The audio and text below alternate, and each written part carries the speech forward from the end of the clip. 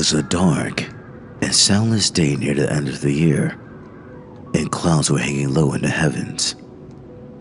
All day, I had been riding on horseback through country with little life or beauty, and in the early evening, I came within view of the House of Usher. I don't know how it was, but with my first sight of the building, a sense of heavy sadness filled my spirit. I looked at the scene before me, at the house itself, at the ground around it, at the cold stone walls of the building, at its empty eye-like windows, and at a few dead trees. I looked at the scene, I say, with complete sadness of soul, which was no healthy, earthly feeling. There was a coldness, a sickening of the heart, in which I could still discover nothing to lighten the weight I felt. What was it? I asked myself. What was it that was so fearful, so frightening in my view of the House of Usher? This was a question to which I could find no answer. I stopped my horse beside the building, on the edge of a dark and quiet lake. There, I could see reflected in the water a clear picture of the dead trees and of the house and its empty eye-like windows. I was now going to spend several weeks in this house of sadness, this house of gloom. Its owner was named Roderick Usher. We had been friends when we were boys, but many years had passed since our last meeting. A letter from him had reached me, a wild letter which demanded that I reply by coming to see him. He wrote of an illness of the body, of a sickness of the mind, and of a desire to see me, his best and indeed his only friend.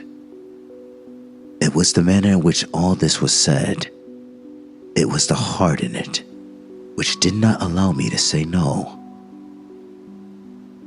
Although as boys we had been together, I really knew little about my friend. I knew, however, that his family, a very old one, had long been famous for its understanding of all the arts and for many quiet acts of kindness to the poor. I had learned, too, that the family had never been a large one with many branches. The name had passed always from father to son, and when people spoke of the House of Usher, they included both the family and the family home. I again looked up from the picture of the house reflected in the lake to the house itself. A strange idea grew in my mind, an idea so strange that I tell it only to show the force of the feelings which laid their weight on me. I really believed that around the whole house and the ground around it, the air itself was different. It was not the air of heaven. It rose from the dead, decaying trees, from the gray walls and the quiet lake. It was a sickly, unhealthy air that I could see, slow-moving, heavy, and gray. Shaking off from my spirit what must have been a dream, I looked more carefully at the building itself. The most noticeable thing about it seemed to be its great age. None of the walls had fallen, yet the stones appeared to be in condition of advanced decay. Perhaps the careful eye would have discovered the beginning of a break in the front of the building, a crack making its way from the top down the wall until it became lost in the dark waters of the lake. I rode over a short bridge to the house. A man who worked in the house, a servant, took my horse and I entered. Another servant, of quiet step, led me without a word through many dark turnings to the room of his master. Much that I met on the way added, I do not know how, to the strangest of which I've already spoken. While the objects around me, the dark wall coverings, the blackness of the floors, and the things brought home from long-forgotten wars, while these things were like the things I had known since I was a baby, while I admitted that all this was only what I had expected, I was still surprised at the strange ideas which grew in my mind from these simple things. The room I came into was very large and high. The windows were high and pointed at the top, and so far above the black floor that they were quite out of reach. Only a little light, red in color, made its way through the glass and served to lighten the nearer and larger objects. My eyes, however, tried and failed to see into the far, high corners of the room. Dark coverings hung upon the walls. The many chairs and tables had been used for a long, long time. Books lay around the room, but could give it no sense of life. I felt sadness hanging over everything. No escape from this deep, cold gloom seemed possible. As I entered the room, Usher stood up from where he had been lying and met me with a warmth which at first I could not believe was real. A look, however, at his face told me that every word he spoke was true. We sat down, and for some moments, while he said nothing, I looked at him with a feeling of sad surprise. Surely, no man had ever changed before Roderick Usher had. Could this be the friend of my early years? It is true that his face had always been unusual. He had gray-white skin, eyes large and full of light, lips not bright in color but of a beautiful shape, a well-shaped nose, hair of great softness, a face that was not easy to forget. And now, the increase in the strangeness of his face had caused so great a change that I almost did not know him. The horrible white of his skin and the strange light in his eyes surprised me and even made me afraid. His hair had been allowed to grow, and in its softness, it did not fall around his face, but seemed to lie upon the air. I could not, even with an effort, see in my friend the appearance of a simple human being. In his manner, I saw at once changes came and went, and I soon found that this resulted from his attempt to quiet a very great nervousness. I had indeed been prepared for something like this, partly by his letter and partly by remembering him as a boy. His actions were first too quick and then too quiet. Sometimes his voice, slow and trembling with fear, quickly changed to a strong, heavy, carefully spaced, too perfectly controlled manner. It was in this manner that he spoke of the purpose of my visit, of his desire to see me, and of the deep delight and strength he expected me to give him. He told me what he believed to be the nature of his illness.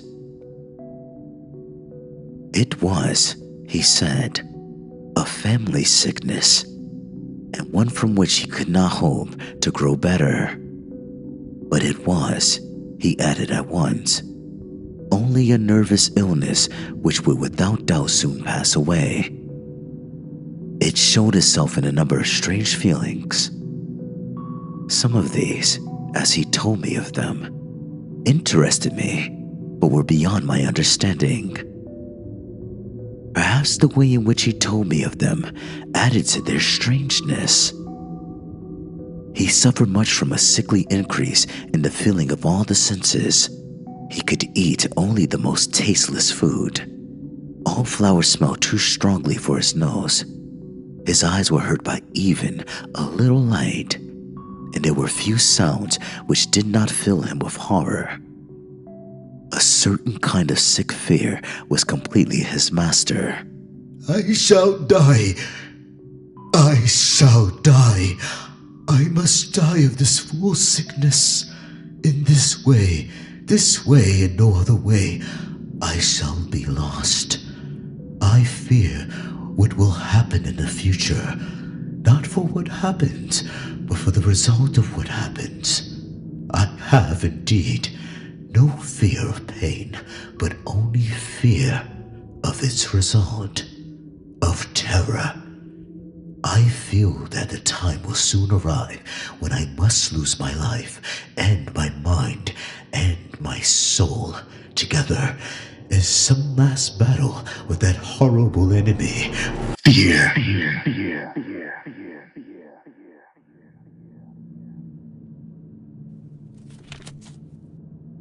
Roderick Usher, whom I had known as a boy, was now ill and had asked me to come to help him. When I arrived, I felt something strange and fearful about the great old stone house, about the lake in front of it, and about Usher himself. He appeared not like a human being, but like a spirit that had come back from beyond the grave. It was an illness, he said, from which he would surely die. He called his sickness fear. I have, he said, no fear of pain, but only the fear of its result, of terror. I feel that the time will soon arrive when I must lose my life and my mind and my soul, together in the same last battle with the horrible enemy, fear. I learned also, but slowly, and through broken words with doubtful meaning, another strange fact about the condition of Usher's mind. He had certain sick fears about the house in which he lived, and he had not stepped out of it for many years. He felt that the house, with its gray walls and the quiet lake around it, has somehow through the long years gotten a stronghold on his spirit. He said, however, that much of the gloom which lay so heavily on him was probably caused by something more plainly to be seen, by the long-continued illness, indeed, the coming death, of a dearly loved sister, his only company for many years. Except for himself, she was the last member of his family on earth. When she dies, He said, with a sadness which I could never forget. When she dies, I will be the last of the old family, the House of Usher. While he spoke, the Lady Madeline, for so she was called, passed slowly through a distant part of the room, and without seeing that I was there, went on. I looked at her with a complete and wondering surprise, and with some fear. And yet I found I could not explain to myself such feelings. My eyes followed her. When she came to a door and it closed behind her, my eyes turned to the face of her brother.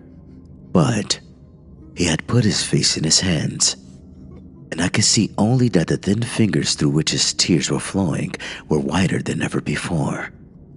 The illness of the Lady Madeline had long been beyond the help of her doctors. She seemed to care about nothing. Slowly her body had grown thin and weak, and often for a short period she would fall into a sleep like the sleep of the dead. So far, she had not been forced to stay in bed, but by the evening of the day I arrived at the house, the power of her destroyer, as her brother told me that night, was too strong for her. I learned that by one sight of her would probably be the last I would have. That the lady, at least while living, would be seen by me no more. For several days following, our name was not spoken by either Usher or myself, and during this period, I was busy with efforts to lift my friend out of his sadness and gloom. We painted and read together, or listened as if in a dream to the wild music he played. And so, as a warmer and more loving friendship grew between us, I saw more clearly the uselessness of all attempts to bring happiness to a mind from which only darkness came, spreading upon all objects in the world its never-ending gloom. I shall always remember the hours I spent with the master of the House of Usher. Yet, I would fail in any attempt to give an idea of the true character of the things we did together. There was a strange light over everything. The paintings which he made me tremble, though I know not why. To tell of them is beyond the power of written words. If ever a man painted an idea, that man was Roderick Usher. For me, at least, there came out of his pictures a sense of fear and wonder. One of these pictures may be told, although weakly in words. It showed the inside of a room where the dead might be placed, with low walls, white and plain. It seemed to be very deep under the earth. There was no door, no window, and no light or fire burned. Yet a river of light flowed through it, filling it with a horrible, ghastly brightness. I have spoken of that sickly condition of the senses, which made most music painful for Usher to hear. The notes he could listen to with pleasure were very few. It was this fact, perhaps, that made the music he played so different from most music. But the wild beauty of his playing could not be explained. The words of one of his songs, called The Haunted Palace, I have easily remembered. In it I thought I saw, and for the first time, that Usher knew very well that his mind was weakening.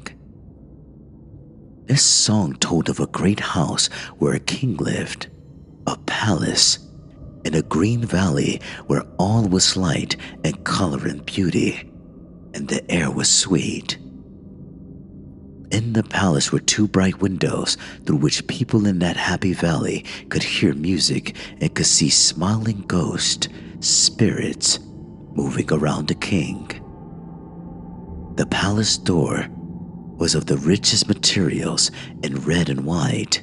Through it came other spirits whose only duty was to sing in their beautiful voices about how wise their king was. But a dark change came. The song continued, and now those who entered the valley see through the windows in a red light shapes that move to broken music, while through the door, now colorless, a ghastly river of ghosts, laughing but no longer smiling, rushes out forever. Our talk of this song led to another strange idea in Usher's mind.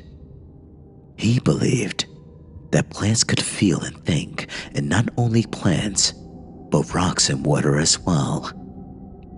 He believed that the gray stones of his house and the small plants growing on the stones and the decaying trees had a power over him that made him what he was. Our books, the books which, for years, had fed the sick man's mind, were, as might be supposed, of this same wild character. Some of these books Usher sat and studied for hours. His chief delight was found in reading one very old book, written for some forgotten church, telling of the watch over the dead. At last, one evening he told me that the Lady Madeline was alive no more.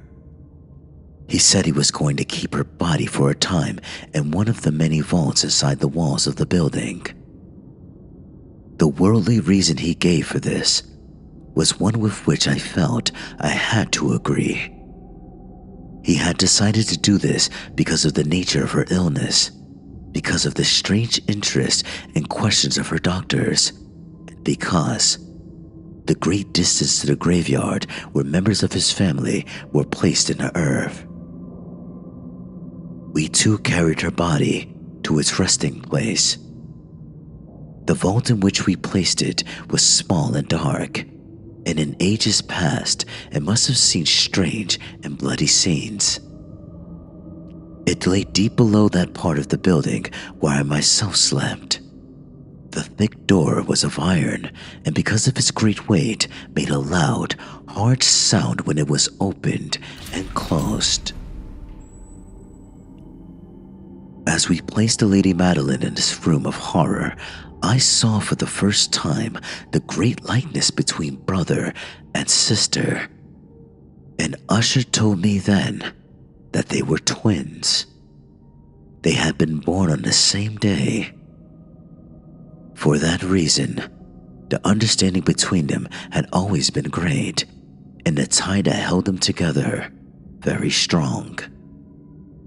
We looked down at the dead face one last time, and I was filled with wonder. As she lay there, the Lady Madeline looked not dead, but asleep, still soft and warm, though to the touch cold as the stones around us.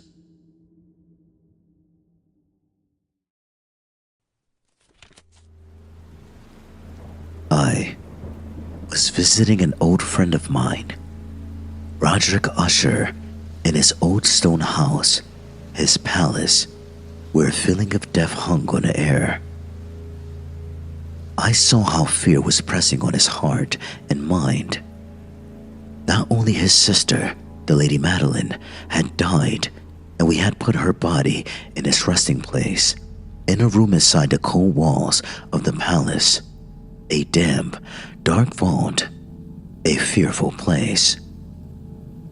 As we looked down upon her face, I saw that there was a strong likeness between the two. Indeed, said Usher. we were born on the same day, and the tie between us has always been strong. We did not long look down at her, for fear and wonder filled our hearts. There was still a little color in her face, and there seemed to be a smile on her lips. We closed the heavy iron door and returned to the rooms above, which were hardly less gloomy than the vault. And now a change came in the sickness of my friend's mind. He went from room to room with a hurried step.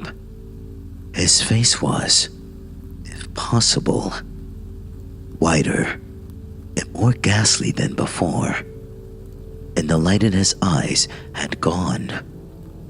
The trembling in his voice seemed to show the greatest fear. At times, he sat looking at nothing for hours, as if listening to some sound I could not hear. I felt his condition, slowly but certainly, gaining power over me. I felt that his wild ideas were becoming fixed in my own mind. As I was going to bed late in the night of the 7th or 8th day, after we placed the Lady Madeline within the vault, I experienced the full power of such feelings. Sleep did not come while the hours passed. My mind fought against the nervousness. I tried to believe that much, if not all, of what I felt was due to the gloomy room, to the dark wall coverings which in a rising wind moved on the walls. But my efforts were useless. A trembling I could not stop filled my body, and fear without reason caught my heart. I sat up, looking into the darkness of my room, listening. I do not know why, to certain low sounds which came when the storm was quiet. A feeling of horror lay upon me like a heavy weight. I put on my clothes and began walking nervously around the room. I had been walking for a very short time when I heard a light step coming towards my door. I knew it was Usher. In a moment, I saw him at my door. As usual, very white, but there was a wild laugh in his eyes. Even so, I was glad to have his company. And have you not seen it? He said. He hurried to one of the windows and opened it to the storm. The force of the entering wind nearly lifted us from our feet. It was, indeed, a stormy but beautiful night and wildly strange. The heavy, low-hanging clouds, which seemed to press down upon the house, flew from all directions against each other, always returning and never passing away in the distance. With their great thickness, they cut off all light from the moon and the stars.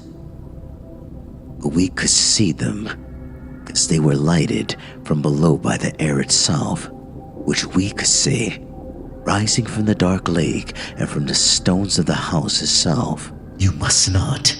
You shall not look at this, I said to Usher as I led him from the window to a seat. This appearance which surprises you, so has been seen in other places too. Perhaps the lake is the cause. Let us close this window. The air is cold. Here is one of the stories you like best. I will read, and you shall listen, and thus we live through this fearful night together. The old book, which I picked up, was one written by a fool for fools to read, and it was not, in truth, one that Usher liked. It was, however, the only one within easy reach. He seemed to listen quietly. Then, I came to part of the story in which a man, a strong man full of wine, begins to break down a door, and the sound of the dry wood as it breaks can be heard through all the forest around him. Here, I stopped, for it seemed to me that from some very distant part of the house, sounds came to my ears like those of which I'd been reading. It must have been this likeness that had made me notice them, for the sounds themselves, with the storm still increasing, were nothing to stop or interest me. I continued the story and read how the man, now entering the broken door, discovers a strange and terrible animal of the kind so often found in these old stories. He strikes it, and it falls, with such a cry that he has to close his ears with his hands. Here again, I stopped. There could be no doubt. This time, I did hear a distant sound, very much like the cry of the animal in the story. I tried to control myself so that my friend would see nothing of what I felt. I was not certain that he had heard the sound, although he had clearly changed in some way.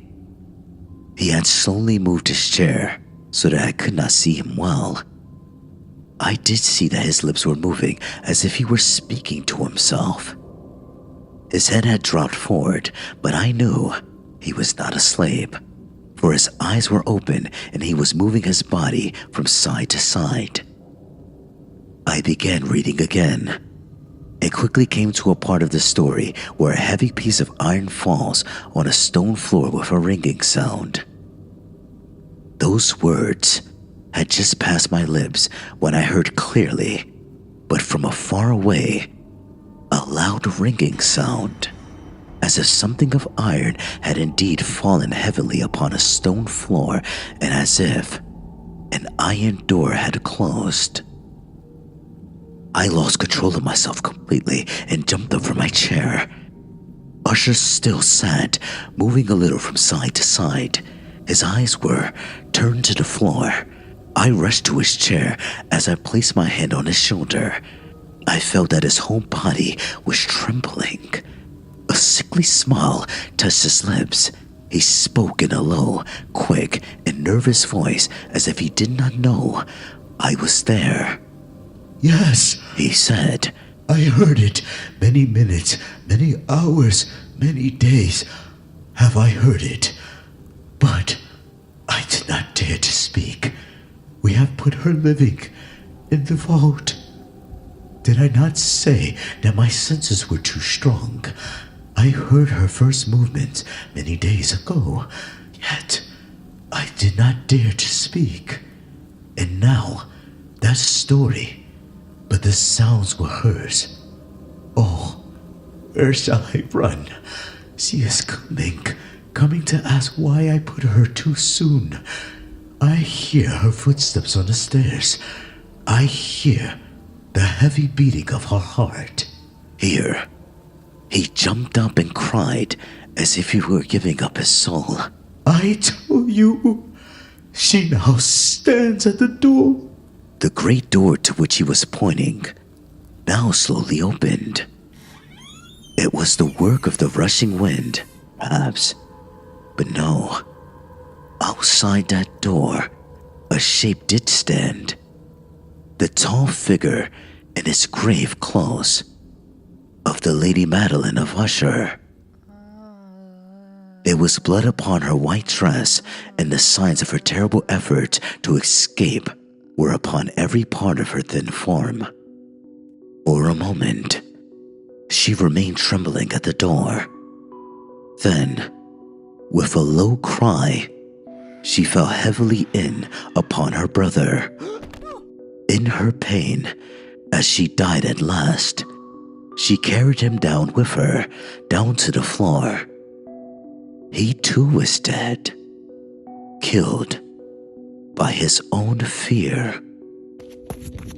I rushed from the room. I rushed from the house. I ran. The storm was around me in all its strength as I crossed the bridge.